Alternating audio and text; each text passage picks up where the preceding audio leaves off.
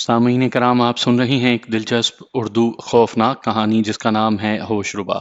یہ اس سلسلے کی قسط نمبر 14 ہے۔ مجھے امید ہے آپ کو میری یہ کاوش پسند آ رہی ہوگی۔ آپ نے اگر ابھی تک میرا چینل مائی وائس سبسکرائب نہیں کیا تو ابھی میرے چینل کو سبسکرائب کر کے بیل نوٹیفیکیشن آن کر لیجئے تاکہ آنے والی ہر نئی کہانی کی اطلاع بر وقت آپ تک پہنچ سکے۔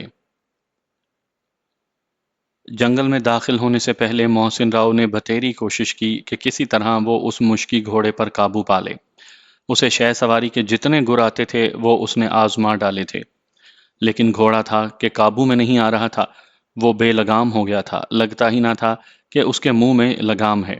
اس نے کئی مرتبہ اتنی زور سے لگام کھینچی تھی کہ گھوڑے کا منہ بھی لہو لہان ہو گیا، لیکن گھوڑے نے ہار نہ مانی۔ وہ سر پٹ دوڑتا رہا یہاں تک کہ جنگل میں داخل ہو گیا۔ محسن راؤ نے فوراً اس کی لگام ڈھیلی چھوڑ دی کیونکہ جنگل شروع ہو گیا تھا اور اسے اندازہ ہو گیا تھا کہ گھوڑا اپنے آپے میں نہیں۔ اس لیے اس نے لگام ڈھیلی چھوڑ دی کہ وہ جہاں جانا چاہے جا سکے۔ وہ جانتا تھا کہ نادرا اس کے پیچھے آ رہی ہوگی، لہٰذا اس نے اس کی نشاندہی کے لیے اپنی قمیض اتار کر پھینک دی۔ آگے جا کر اچانک ہی اس کا گھوڑا رک گیا۔ پھر وہ اگلے پاؤں پر کھڑا ہو گیا اور اپنا توازن برقرار نہ رکھ سکا اور گر پڑا۔ اگر محسن راؤ فوراً ہی اس کی پیٹھ سے نہ اتر جاتا تو وہ گھوڑے کے نیچے ضرور دب گیا ہوتا۔ گھوڑے سے اتر کر جب وہ سیدھا کھڑا ہوا تو اس نے اپنے سامنے ایک چبوترا دیکھا۔ اس چبوترے پر ایک سرخ قالین بچھا ہوا تھا اور قالین کے درمیان اس پر کوئی بیٹھا تھا اور محسن کی طرف اس کی پیٹھ تھی۔ اس جنگل میں یہ سنگی چبوترا، اس پر سرخ قالین اور قالین میں چادر میں لپٹا وجود، عجیب پر اسرار منظر تھا۔ وہ دھیرے دھیرے چبوترے کے نزدیک پہنچا اور چادر لپٹے وجود سے مخاطب ہو کر بولا، کون ہو تم؟ انسانی آواز سن کر اس وجود میں حرکت ہوئی۔ وہ چادر اوڑے اوڑے کھڑا ہو گیا، پھر اس کی طرف گھوما اور چادر اپنے سر سے سرکا دی۔ ریشمی چادر اس کے ریشمی بدن سے پھسل کر زمین پر آ گری۔ وہ ایک انتہائی حسین عورت تھی اور اب اس کے جسم پر لباس نام کی کوئی چیز نہیں تھی۔ محسن راؤ اس قیامت خیز منظر کی تاب نہ لا سکا۔ اس نے فوراً اپنا منہ دوسری طرف پھیر لیا۔ ارے یہ کیا کرتے ہو؟ وہ ہنس کر بولی۔ اس کی آواز اور اس کی ہنسی غضب کی تھی۔ میری طرف دیکھو، میرے پاس آؤ، یہ کیا تماشا ہے؟ محسن راؤ نے اس کی طرف غصے سے دیکھا۔ تماشے تو تم دکھاتے رہے ہو میرے جادوگر، میں نے تو کوئی تماشا نہیں دکھایا۔ وہ ایک ادائے خاص سے لہرائی، پھر اس نے اپنا خوبصورت ہاتھ اس کی طرف بڑھایا اور بولی، آؤ اوپر آ جاؤ۔ اس کا خوبصورت اور نازک ہاتھ بڑھا کا بڑا ہی رہ گیا۔ محسن راؤ نے کوئی توجہ نہ دی۔ اس کا دماغ چکرایا ہوا تھا۔ یہ بات اس کے تصور میں بھی نہ تھی کہ اس طرح بھرے جنگل میں کوئی قیامت اس کے سامنے آ جائے گی، اور قیامت بھی ایسی جو اس پر ٹوٹ پڑنے کے لیے تیار تھی۔ وہ بھلا کیسے تباہ ہو جاتا؟ کیا یہ ممکن نہیں کہ تم پیروں میں پڑی چادر کو اپنے سر پر رکھ لو؟ محسن راؤ نے کہا۔ اچھا، یہ کہہ کر وہ قیامت جھکی، پیروں میں پڑی چادر اٹھائی اور سر سے پاؤں تک اپنا قیامت بدن ڈھانپ لیا۔ پھر اس کی طرف دیکھتے ہوئے بولی، چلو اب اوپر آ جاؤ۔ محسن راؤ قالین بچھے چبوترے پر چڑھ گیا اور بولا، ہاں اب کہو۔ بیٹھو۔ یہ کہہ کر وہ خود بھی بیٹھ گئی۔ کون ہو تم؟ محسن راؤ نے قالین پر بیٹھتے ہوئے پوچھا۔ تم کیا سمجھتے ہو اپنے آپ کو؟ بہت خوبصورت ہو، جس کا دل چاہو گے توڑ کر گزر جاؤ گے۔ وہ ایک دم بگڑ گئی۔ میں نے کسی کا دل نہیں توڑا، محسن راؤ نے بڑے وثوق سے کہا۔ راکھی کے بارے میں تمہارا کیا خیال ہے؟ اس نے اشارہ دیا۔ تم راکھی کو کیسے جانتی ہو؟ اپنے بارے میں بتاتی کیوں نہیں؟ کون ہو تم؟ میں تو راج مداری کے بارے میں بھی جانتی ہوں۔ اس کا قاتل کون ہے بتا سکتے ہو؟ میں نہیں ہوں، محسن راؤ نے کمزور لہجے میں کہا۔ تم نہیں تو اور کون ہے؟ اس کے لہجے میں سختی آ گئی تھی۔ راج مداری نے تمہیں اپنے گھر میں کس قدر پیار سے رکھا، کس قدر محبت دی، تمہیں اپنا کام سکھایا، تمہاری زندگی بچائی، اور تم نے اس کے ساتھ کیا کیا؟ اس کی بیٹی کی توہین کی، اس کا دل توڑا، اس کی محبت کو محبت نہ سمجھا، پھر راج مداری کے اعتماد کو ٹھیس پہنچائی، دھوکے سے اسے قتل کروا دیا۔ راج مداری تمہارا محسن تھا، تم نے اپنے محسن کے ساتھ ایسا سلوک کیا، بولو کیوں؟ اس نے مجھ پر قبضہ کر لیا تھا، محسن راؤ نے شکوہ کیا۔ یہ کیوں بھول جاتے ہو کہ اس نے تمہاری جان بچائی تھی؟ اگر وہ ایسا نہ کرتا تو تم آج کہاں ہوتے؟ اس سلسلے میں اس کا مشکور تھا، میں نے اس کی بہت خدمت کی، محسن راؤ نے اپنی صفائی میں کہا۔ اسے قتل کروا کے؟ وہ زہریلے لہجے میں بولی۔ واہ، کیا خوب خدمت کی تم نے۔ آخر تم ہو کون؟ میرے جادوگر، میں تمہاری سزا ہوں، ایک خوبصورت سزا۔ اس نے عجب انداز اختیار کیا۔ کہاں سے آئی ہو؟ مجھے دیوا کالی نے بھیجا ہے۔ कौन देवा काली? मोहसिन राव ने पूछा। वही देवा काली जिसे राजमदारी ने मदद के लिए पुकारा था। उसने बताया, जब राजमदारी मदद के लिए पुकार रहा था तो उस वक्त मैं देवा काली के कदमों में बैठी थी। राजमदारी की पुकार सुनकर देवा काली ने मुझे इशारा किया। उसके हुक्म की तामील में मैं फौरन राजमदारी की मदद को आ गई, लेकिन वक्त गुजर गया था, मैं राजमदारी को बचा नहीं सकी। मरते हुए उसकी ख्वाहिश थी कि उसकी मौत का इंतकाम लिया जाए, उसके साथ धोखा करने वालों को ना बख्शा जाए। सो तुमने सुन लिया कि मैंने जोगी रामपाल की क्या दुर्गत बनाई। वो अपनी जान से गया, अब तुम्हारी बारी है। मैं तुम्हें मारूंगी नहीं, इसलिए कि मैं खुद तुम पर मर गई हूं। अब तुम सिर्फ मेरे लिए जिंदा रहोगे, मेरे होकर रहोगे, मेरी कैद में रहोगे। और अगर मैं तुम्हारी कैद में ना रहना चाहूं तो? बात तुम्हारे चाहने की नहीं, मेरे चाहने की है। वो हंसी। उसकी हंसी में भी जहर था, लेकिन मैं किसी और को चाहता हूँ, उसी की कैद में रहना चाहता हूँ, मोहसिन राव ने बताया। अब भूल जाओ उसको। वो मोहसिन को गहरी नजरों से देखते हुए बोली, मैं जानती हूँ वो आ रही है। तुमने उसे रास्ता दिखाने के लिए अपनी कमीज राह में फेंक दी है। बिला आखिर वो ढूंढती हुई इस चबूतरे तक पहुंच जाएगी, लेकिन उसके आने तक यहाँ कुछ नहीं रहेगा। अच्छा हुआ तुम्हारी जबानी मालूम हो गया कि बिला आखिर नादरा यहाँ तक पहुंच जाएगी। अब मैं यहाँ से नहीं हिलूंगा, यहीं बैठा रहूंगा, उसके आने का इंतजार करूंगा। मोहसिन राव ने फैसला कुन लहजे में कहा। क्या चाहते हो, तुम्हारी नादरा को अंधा कर दूं ताकि वो यहाँ कभी ना पहुंच सके? उसने ये बात तेवर बिगाड़ कर इंतहाई सफाकी से कहा। कोई खास अमल जानती हो क्या? मोहसिन राव ने पूछा। इस जंगल में एक नरम दबीज कालीन पर बैठे हो, इसके बाद भी तुम्हें किसी अमल का सबूत चाहिए? मैं तुम्हारा नाम जान सकता हूँ? मोहसिन राव ने पूछा। मेरा नाम बुक्का है। बुक्का? ये क्या नाम हुआ भला? मोहसिन ने उलझते हुए कहा। बुक्का का मतलब होता है सहरा की शहजादी। उसने मुस्कुराते हुए बताया। क्या मैं तुम्हें बुक्का नहीं दिखाई देती? सहरा की शहजादी नहीं मालूम देती? मोहसिन राव उसकी इस बात का क्या जवाब देता? इसमें कोई शुबा नहीं था कि वो एक बेहद पुरकशिश औरत थी। उस पर उठने वाली नजर मुश्किल ही से झुकती थी। अब वो सहरा की शहजादी थी या पहाड़ों की मलका थी, ये मोहसिन राव का मसला नहीं था। उसका मसला सिर्फ ये था कि नादरा किसी तरह यहाँ पहुंच जाए और वो उसको लेकर निकल जाए। और बुक्का ये बात अच्छी तरह जानती थी कि उसकी मौजूदगी में नादरा यहाँ पहुंच सकेगी और ना ही मोहसिन राव उसकी गिरफ्त से निकल सकेगा। बुक्का ने अब मजीद वक्त ज़ाया करना मुनासिब न समझा। वो जल्द से जल्द अपनी कार्रवाई मुकम्मल कर लेना चाहती थी। अगरचे वो जानती थी कि नादरा को यहाँ तक पहुँचने में काफ़ी देर लगेगी, फिर भी वो किसी किस्म का खतरा मोल नहीं लेना चाहती थी। उसने मोहसिन को मखमूर निगाहों से देखा, बड़े दिलरुबाना अंदाज में मुस्कुराई और मीठे लहजे में बोली, मोहसिन मेरा एक काम कर दो। हाँ बोलो। तुम्हारा घोड़ा कहाँ है? उसने पूछा। करीब ही है, वो उधर दरख्तों के झुंड में, मोहसिन राव ने बताया। जाओ उसकी दुम का एक बाल ले आओ। बुक्का ने एक अजीब फरमाइश की। बाल? वो क्या करोगी? मोहसिन राव ने हैरान होकर पूछा। तुम तो बड़े जादूगर हो, तुम्हें तो मालूम होगा, उसने हंसकर कहा। नहीं, मैं नहीं जानता। मैंने आज तक घोड़े के बाल से कोई करतब नहीं दिखाया। अच्छा फिर जाओ और जाकर लेकर आओ। मैं तुम्हें आज एक जबरदस्त तमाशा दिखाती हूँ। अगर तुम्हें पसंद आया और तुम सीखना चाहो तो सिखा भी दूंगी। बुक्का ने उसे अपनी चमकती आंखों से देखा। ठीक है, मैं लेकर आता हूँ। मोहसिन राव ये कहकर चबूतरे से उतर गया और उस तरफ चल दिया जिधर उसका घोड़ा खड़ा था। घोड़े के पास पहुंचकर उसके दिमाग में एक छन्नाका सा हुआ। उसने सोचा क्यों ना घोड़े पर बैठकर निकल जाए। ये बुक्का उसका कुछ ना कर सकेगी, बस देखती रह जाएगी। मगर मसला ये था कि अगर वो यहाँ से निकल गया तो नादरा को कैसे पाएगा? जब तक वो जंगल से बाहर निकलेगा तब तक नादरा यहाँ पहुंच जाएगी। तब बुक्का उसे भला कहाँ छोड़ेगी? वो जाने उसका क्या हशर करे। हो सकता है वो उसे अंधा ही कर दे। अभी कुछ देर सब्र करना चाहिए, देखना चाहिए कि वो घोड़े के बाल का क्या करती है, क्या तमाशा दिखाती है। हो सकता है तमाशा खत्म होने तक नादरा उसको तलाश करती हुई यहाँ तक पहुंच जाए। फिर दोनों मिलकर ही उस बुक्का की बच्ची को ठिकाने लगाएंगे। बुक्का कोई बच्ची नहीं थी, उसने कुछ सोच समझ कर ही उसे भेजा था। वो उससे बचकर कहीं नहीं जा सकता था। मोहसिन राव ने उसकी ख्वाहिश के मुताबिक घोड़े की दुम से एक बाल तोड़ा और बुक्का के सामने लहराता हुआ बोला, ये लो।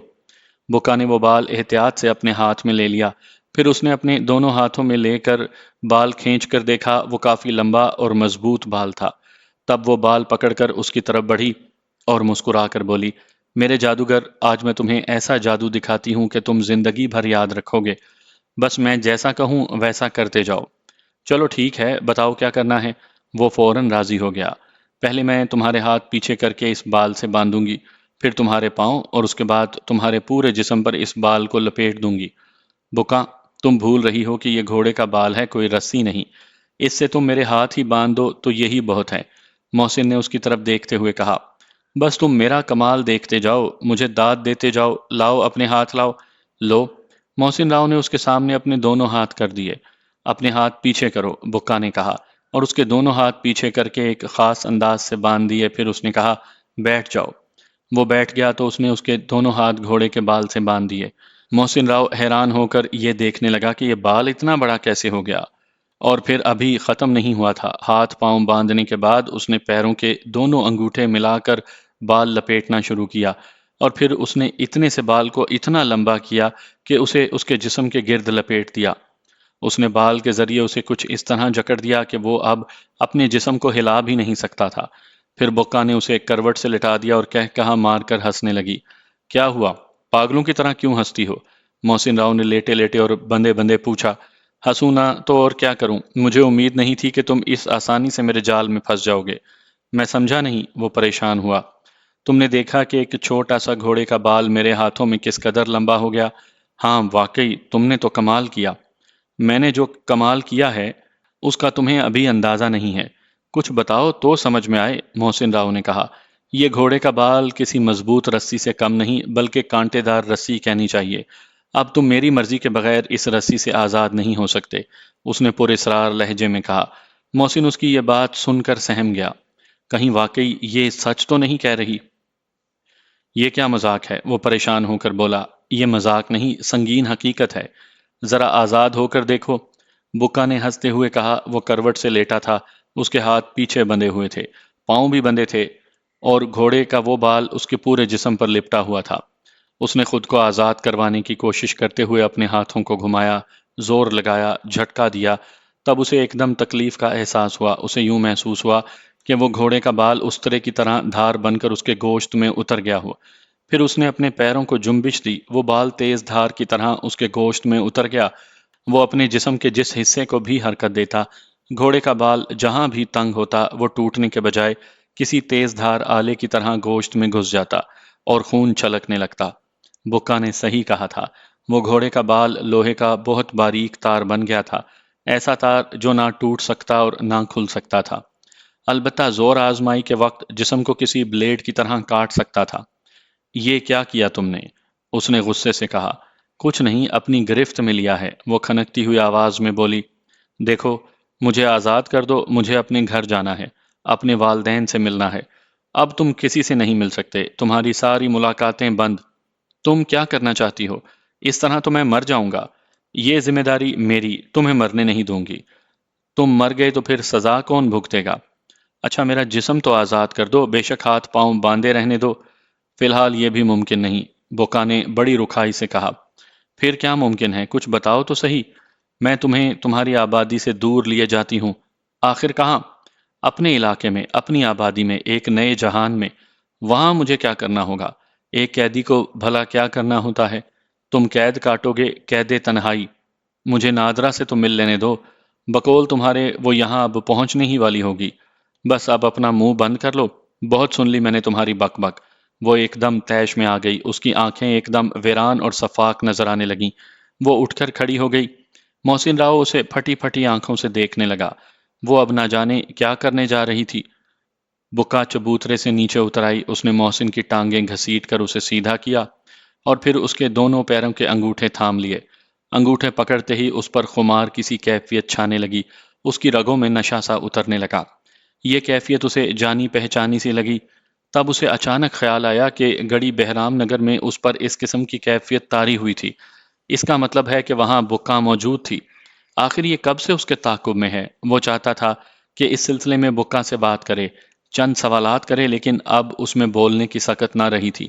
وہ اس پر چھاتی چلی جا رہی تھی، پاؤں کے انگوٹھوں سے پنڈلیوں پر، وہاں سے اوپر اور اوپر۔ اس کی آنکھیں بند ہونے لگیں، اس کے جسم میں لہریں سی اٹھ رہی تھی، جذبات کا جوار بھاٹا بڑھتا چلا جا رہا تھا، دھواں سا بھر رہا تھا، ایک گھٹا سی چھا رہی تھی، ایک سرشاری کسی کیفیت طاری تھی۔ وہ خود کو ڈوبتا ہوا محسوس کر رہا تھا، دماغ تاریک ہوتا جا رہا تھا، کانوں میں ہواؤں کا سا شور تھا، سسکیاں سی سنائی دے رہی تھیں، پھر سناٹا طاری ہو گیا۔ محسن راؤ اپنے ہوش گنوا بیٹھا۔ جب اسے ہوش آیا تو اس پر بری طرح نقاہت طاری تھی۔ یوں لگتا تھا جیسے کسی نے اس کے جسم کا سارا خون نکال لیا ہو۔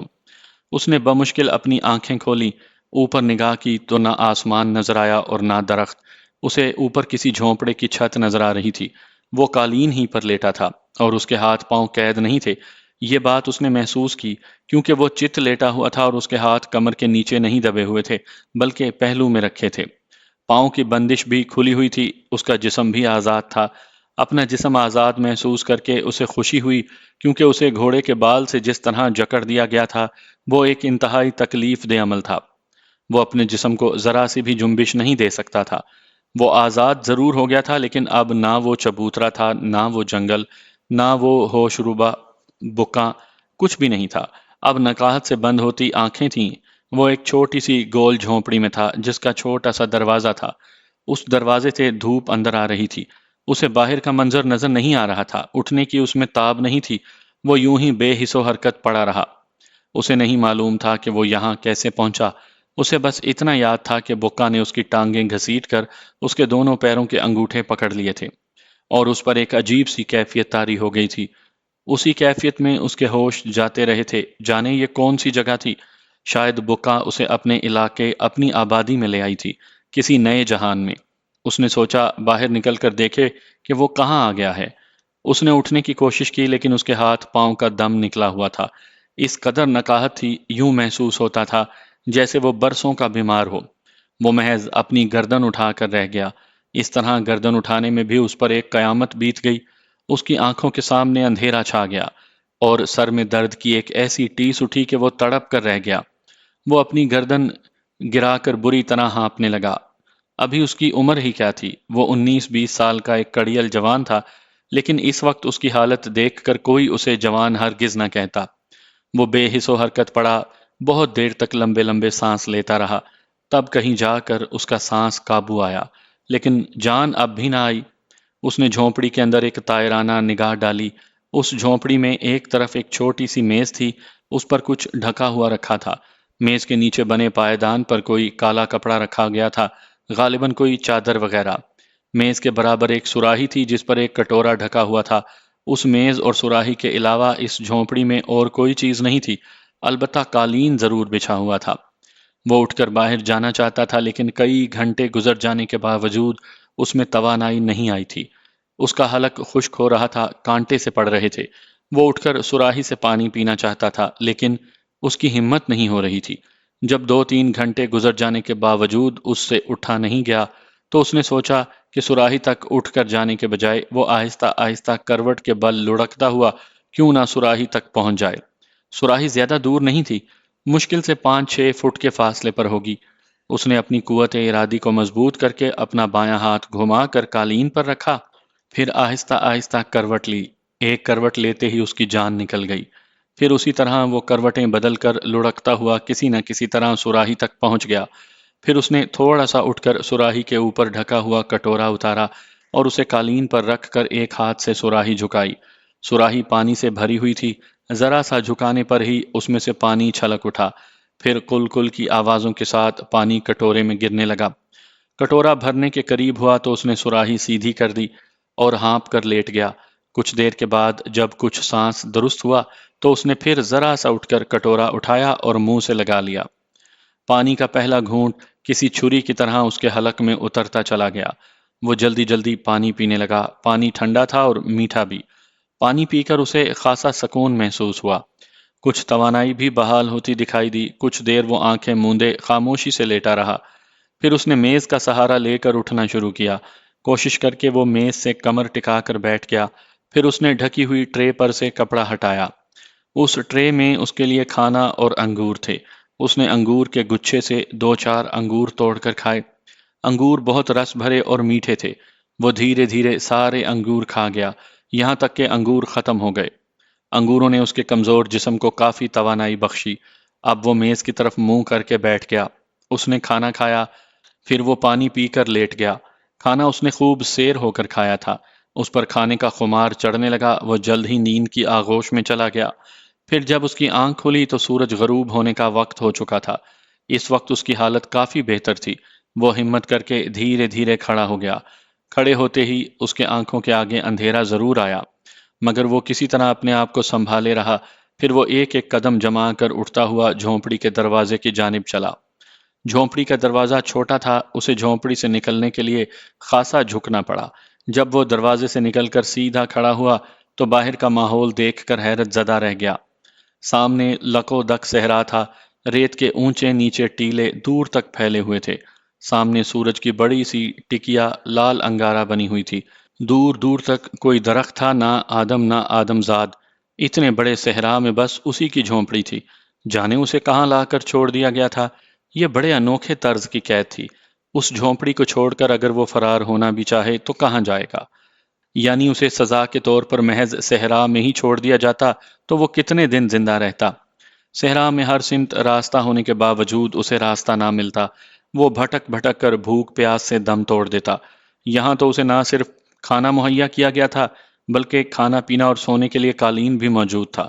گویا اسے اعلیٰ درجے کی قید دی گئی تھی۔ سر دست تو اس کا مسئلہ اپنی توانائی بحال کرنا تھا۔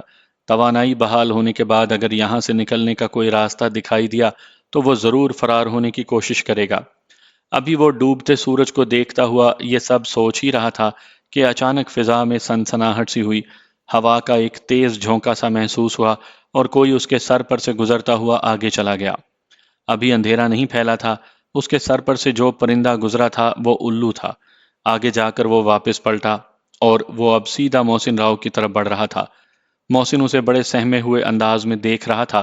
نزدیک آ کر جب اس الو نے اپنے پنجے نکال کر اس پر جھپٹنے کی کوشش کی تو نہ جانے اچانک اس میں کہاں سے توانائی آ گئی، وہ فوراً جھک کر جھونپڑی کے اندر داخل ہو گیا۔ اگر وہ ایسا نہ کرتا تو اس کا زخمی ہو جانا یقینی تھا۔ اپنے شکار کو جھونپڑی میں داخل ہوتا دیکھ کر وہ اوپر اٹھا اور جھونپڑی کے اوپر سے پرواز کرتا ہوا دور چلا گیا۔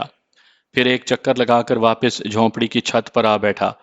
الو کے اس حملے سے اسے یہ اندازہ کرنے میں دیر نہ لگی کہ اس جھونپڑی کا دروازہ بند نہ ہونے کے باوجود، کسی محافظ کی غیر موجودگی کے باوجود، وہ جھونپڑے سے باہر نہیں نکل سکتا۔ یہاں کچھ نادیدہ محافظ موجود ہیں۔ 2-3 دن گزر گئے۔ ان 2-3 دنوں میں جھونپڑی میں کوئی نہیں آیا تھا، لیکن کھانے پینے کی کوئی پریشانی نہیں ہوئی تھی۔ کھانا ختم ہونے پر کپڑے کے نیچے دوسرا کھانا آ جاتا، پانی کم ہونے پر سراہی خود بخود پانی سے بھر جاتی۔ کپڑے کے نیچے کھانا اور سراہی میں پانی ڈال کر جانے والا اسے باوجود کوشش کے نظر نہیں آیا تھا۔ 2-3 دنوں میں کسی سے بات کرنے، کسی کی شکل دیکھنے کے لیے وہ ترس گیا تھا۔ لکو دک صحرا، اکیلی جھونپڑی اور اس جھونپڑی میں تنہا آدمی۔ شاید یہ قید تنہائی تھی۔ 7 دن گزر گئے۔ ان 7 دنوں میں وہ کھا پی کر خاصا بھلا چنگا ہو گیا تھا۔ اس کی طاقت بحال ہو گئی تھی، ہاتھ پیروں کی رنگت سرخی مائل ہو گئی تھی۔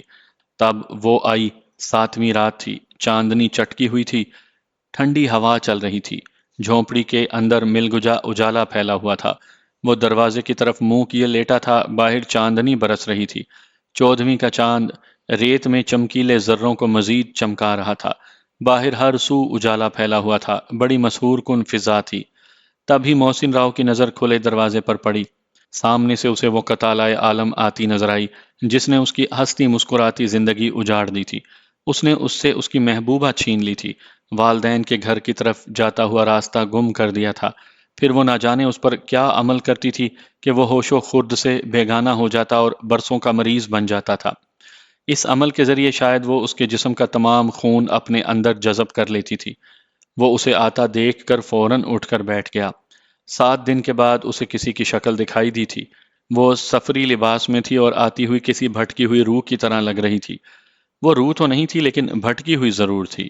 محسن راؤ کی جوانی نے اسے بھٹکا دیا تھا۔ یوں تو وہ دیوا کالی کے حکم پر اسے سزا دینے آئی تھی۔ اس نے جوگی رام پال کو سزا بھی دی تھی۔ محسن راؤ کو بھی وہ سزا دینے کی تیاری مکمل کر چکی تھی، لیکن جب اس نے محسن راؤ کو دیکھا تو وہ اسے دیکھ کر سزا دینا تو دور کی بات، وہ یہ بھی بھول گئی کہ وہ اس کے تعاقب میں کیوں آئی تھی۔ محسن راؤ ایسا ہی حسین مرد تھا۔ اس کی موجودگی خواتین کے دلوں میں آگ لگا دیتی تھی۔ اس کی شخصیت میں بلا کی کشش تھی۔ راکھی اور نادرا اسی کشش کا شکار ہوئی تھی اور اب بکا اسے دیکھتے ہی اپنا دل ہار بیٹھی تھی۔ وہ اسے اپنے ساتھ اڑا لائی تھی اور اسے ایسی جگہ پر قید کر دیا تھا جہاں سے کسی کا گزر نہیں تھا۔ راج مداری نے اوپر جاتے ہوئے محسن راؤ کا ہاتھ بکا کے ہاتھ میں پکڑا دیا تھا۔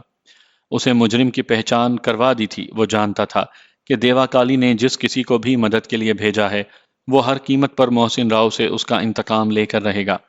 اسے کیا معلوم تھا کہ خود سیاد ہی شکار ہو جائے گا؟ اگر اسے یہ معلوم ہوتا تو وہ کسی قیمت پر محسن راؤ کا ہاتھ اس کے ہاتھ میں نہ دیتا۔ ویسے بکا کا پیار بھی کسی سزا سے کم نہیں تھا۔ وہ اس کی جان نکال لیتی تھی۔ یوں محسوس ہوتا تھا جیسے وہ اس کے سارے بدن کا خون خود اپنے جسم میں جذب کر لیتی ہو۔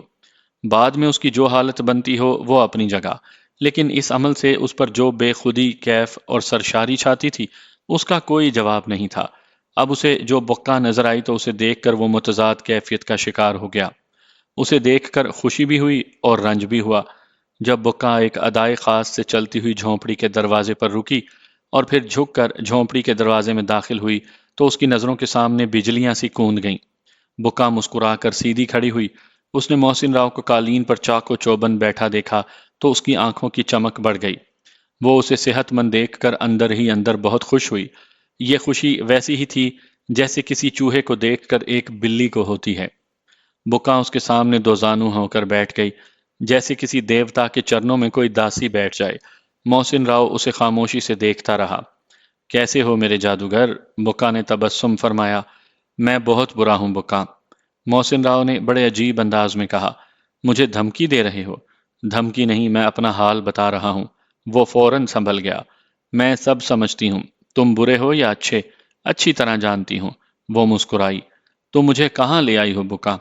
تمہاری دنیا سے بہت دور، اتنی دور کہ تمہارے لوگوں کا گزر یہاں کسی قیمت پر نہیں ہو سکتا۔ کوئی تمہاری مدد کے لیے آنا بھی چاہے تو نہیں آ سکتا، اور اگر میں خود یہاں سے فرار ہو جاؤں تو؟ محسن راؤ نے تیکھے لہجے میں کہا۔ ایسا سوچنا بھی مت، تم اور کسی کے قیدی نہیں ہو، بکا کے قیدی ہو۔ اس نے دھمکی دی۔ کیا ہوگا؟ جب تک تم میرے پاس لوٹ کر آؤ گی میں جانے کہاں سے کہاں جا چکا ہوں گا۔ ایک دن تم نے نکل کر دیکھا تو تھا، پھر دوبارہ نکل کر دیکھ لینا۔ تمہیں معلوم ہو جائے گا جب اس جھونپڑی کی چھت پر بیٹھا میرا محافظ اپنے خون خوار پنجوں سے تم پر حملہ کرے گا تو تمہیں اس جھونپڑی کے اندر داخل ہوتے ہی بنے گی۔ ویسے میں جاتے ہوئے مزید ایک محافظ کو مقرر کرتی جاؤں گی، اس نے بتایا۔ میں یہاں کب تک قید رہوں گا؟ محسن راؤ نے پوچھا۔ یہ تمہاری عمر قید ہے۔ بکا نے اسے گہری نگاہوں سے دیکھا۔ تمہیں کوئی پریشانی ہے یہاں میرے جادوگر؟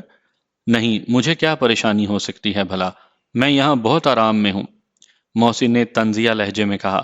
اچھا ایسا کرو کہ مجھ سے ایک جادو سیکھ لو، اس کے ذریعے تم اپنی مرضی کے کھانے پینے کی اشیاء منگوا سکتے ہو، چھوٹی موٹی اور بھی ضرورتیں پوری ہو سکتی ہیں۔ محسن راؤ نے فوراً آمادگی ظاہر کر دی، کیونکہ کھانے پینے کو جو کچھ مل رہا تھا وہ اس کی مرضی کا نہیں تھا، پھر ایک مقررہ وقت کے بعد ملتا تھا۔ یہ جادو سیکھنے کے بعد کم از کم اسے کھانے پینے کی آسانی تو ہو جائے گی۔ بکا نے اسے 3 لفظ بتائے۔ ان لفظوں کو کتنی بار اور کس ترتیب سے دہرانا ہے اور دہرا کر پھر کیا کرنا ہے، یہ سب اس نے بکا سے سیکھ لیا اور اسی کے سامنے اس جادو کو آزما بھی لیا۔ اب وہ اس جادو کے ذریعے اپنی پسند کے کھانے منگوا سکتا تھا۔ وہ خوش تھا۔ بکا، ایک بات پوچھوں، بتاؤ گی؟ ہاں بتاؤں گی، پوچھو۔ کچھ نادرا کے بارے میں بتا سکتی ہو؟ تمہاری نادرا تمہاری قمیض ہاتھوں میں لیے بیٹھی ہے، کبھی اسے آنکھوں سے لگاتی ہے، کبھی اسے چومتی ہے، کئی بار وہ جنگل کا چکر بھی لگا چکی ہے کہ شاید تم کہیں مل جاؤ۔ اس نے بتایا۔ اور راکھی کا کیا ہوا؟ راکھی کا اب کوئی سہارا نہیں رہا۔ اس کا باپ چل بسا اور جسے اس نے اپنے مندر میں بٹھایا تھا اس کی کوئی خبر نہیں۔ اس کے قبیلے کے کچھ لوگ شہر جا رہے ہیں، وہ بھی اپنے ریچھ اور بندر کے ساتھ شہر جانے کی تیاری میں ہے۔ دن میں کئی بار وہ نہر کے پل کا چکر مار جاتی ہے اور تمہارے نہ ملنے پر اپنی بھیگی آنکھوں کے ساتھ اپنی بستی میں لوٹ جاتی ہے۔ بکا نے بتایا، پھر ہنس کر بولی، تم کس قدر ظالم ہو میرے جادوگر، 2 لڑکیوں کو اپنی محبت کے فریب میں مبتلا کر کے صحرا میں آ بیٹھے ہو۔ ہاں تم صحیح کہتی ہو، محسن راؤ نے اداسی سے کہا۔ اب تیسری لڑکی میرے فریب میں مبتلا ہو گئی ہے، میں جلد ہی اسے بھی چھوڑ جاؤں گا۔ کسی بھول میں نہ رہنا میرے جادوگر، میں راکھی یا نادرا نہیں ہوں، بکا ہوں، بکا، صحرا کی شہزادی۔ اس صحرا کا ایک ایک ذرہ مجھے سلام کرتا ہے۔ یہ تمہاری دنیا نہیں، یہ میرا جہان ہے۔ مجھے چھوڑ کر جانے سے پہلے تمہیں اپنی جان چھوڑنا ہوگی، کیا سمجھے؟ کبھی ایسا وقت آیا تو یہ بھی کر گزروں گا، محسن راؤ نے بڑے اطمینان سے کہا۔ بہت ضدی ہو، بکا نے اچانک اپنی تیز چمکیلی آنکھیں اس کے چہرے پر گاڑ دیں۔ محسن کو ایسا محسوس ہوا جیسے صحرا میں اچانک طوفان آ گیا ہو۔ وہ گھبرا کر بولا، تم کیا کرنے جا رہی ہو؟ کچھ نہیں، بکا نے بڑی سادگی سے کہا، مگر اپنی تیز چمکیلی آنکھیں بدستور اس کے چہرے پر گاڑے رہی۔ اس کی آنکھوں میں ضرور کچھ تھا۔ محسن راؤ کے دماغ میں آندھی چلنے لگی، ہوا کا شور اور اڑتے ہوئے ریت کے بگولے۔ وہ گھبرا کر لیٹ گیا۔ بکا اسی لمحے کی منتظر تھی۔ اس نے اس کے پیروں کے دونوں انگوٹھے پکڑ لیے۔ بس پھر کیا تھا؟ اس پر غنودگی طاری ہونے لگی۔ بکا کسی صحرائی بگولے کی طرح اس پر چھاتی چلی گئی۔ محسن راؤ پر سرشاری کی کیفیت طاری ہونے لگی۔ وہ بے خود ہوتا گیا، یہاں تک کہ اسے اپنا ہوش نہ رہا۔ جب اسے ہوش آیا تو وہ ہوش ربا جا چکی تھی۔ اس کی وہی کیفیت ہو گئی تھی جیسے برسوں کا مریض، ہاتھوں پیروں میں جان نہیں، دماغوں کی رگیں پچکی ہوئیں، سر اٹھاؤ تو چکر آ جائے، اندھیرا چھا جائے۔ دن چڑھ آیا تھا، جھونپڑی کے دروازے سے روشنی اندر آ رہی تھی، لیکن اس کی رگوں میں اندھیرا چھایا ہوا تھا۔ وہ صحرائی جونک اس کے بدن کا سارا خون پی گئی تھی۔ 2-4 دن اس پر نکاہت طاری رہی، پھر آہستہ آہستہ اس کے جسم میں توانائی بحال ہونے لگی۔ اس نے اچھا کھا پی کر خود کو تندرست کر لیا۔ اس دوران بکا کی صورت دکھائی نہ دی۔ شاید وہ اس کی صحت بحال ہونے کا انتظار کر رہی تھی۔ 7-8 دن میں محسن راؤ پھر سے بھلا چنگا ہو گیا۔ کئی بار اس کے دل میں خیال آیا کہ وہ یہاں سے فرار ہونے کی کوشش کرے، لیکن پھر رک جاتا تھا۔ ایک تو اسے راستے کا پتہ نہیں تھا کہ کدھر جائے، بالفرض محال اگر وہ کسی سمت چل ہی پڑے تو بکا کے محافظوں سے جان چھڑانا آسان نہیں تھا۔